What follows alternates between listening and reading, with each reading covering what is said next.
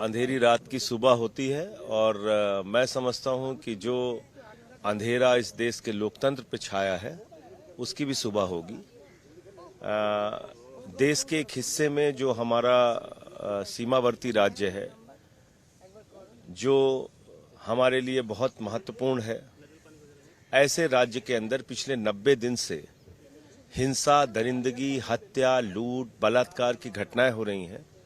केंद्रीय मंत्री का घर जला दिया गया, राज्य की महिला मंत्री का घर जला दिया गया, कारगिल के एक योद्धा की पत्नी के साथ दरिंदगी की गई, उसको नंगा करके परेड कराया गया। और इन सब विषयों पर देश के प्रधानमंत्री बोलेंगे नहीं। किसी क्रिकेटर की उंगली टूट जाए, प्रधानमंत्री बोलते हैं। चीते के साथ फोटो खिंचवानी हो तो 3 दिन तक फोटो खिंचवाते हैं। ब्राजील के फुटबॉलर पे कोई ट्वीट करना हो तो प्रधानमंत्री जी सक्रिय हो जाते हैं। आखिर इतनी बड़ी हिंसा और दरिंदगी की घटना पे प्रधानमंत्री खामोश क्यों हैं? उनको सदन में आके जवाब देना चाहिए। यही मांग तो हम कर रहे हैं। क्या ये लोकतंत्र का सबसे बड़ा मंदिर, यहां पर देश के एक हिस्से की पीड़ा भी नहीं उठाई जा सकती? फिर हम लोग किस लिए आए यहां पे? फिर किस लिए पार्लियामेंट बनी है?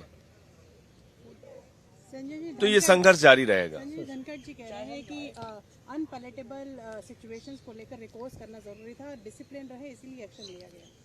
देखिए, धनखड़ जी पे तो मैं कोई कमेंट करूंगा नहीं। वो कोई राजनीतिक व्यक्ति नहीं है। वो देश के उपराष्ट्रपति हैं, सभापति हैं। मैं सिर्फ उनको यही कहना चाहता हूं कि और इस देश के लोगों को और भारतीय जनता पार्टी को ये कहना चाहता हूं कि जब देश के एक हिस्से में दरिंदगी होगी, हैवानियत होगी, माताओं बहनों की अस्मिता लूटी जाएगी, तो उसके लिए आवाज उठाना हमारा फर्ज भी है, जिम्मेदारी भी है, और इसी काम के लिए हम यहाँ पे आए हैं। और उसका जो डिसिप्लिन करना जरूरी था, अनपैलेटेबल सिचुएशंस ये आप जाकर मणिपुर में ये बात करिए।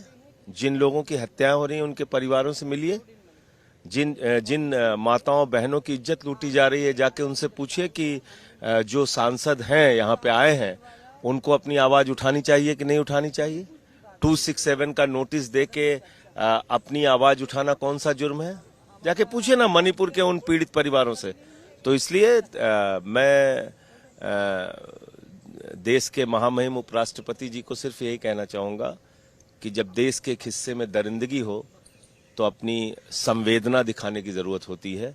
उनके साथ हम खड़े हैं ये बताने की जरूरत होती है, और उस जिम्मेदारी और फर्ज को मैंने निभाया।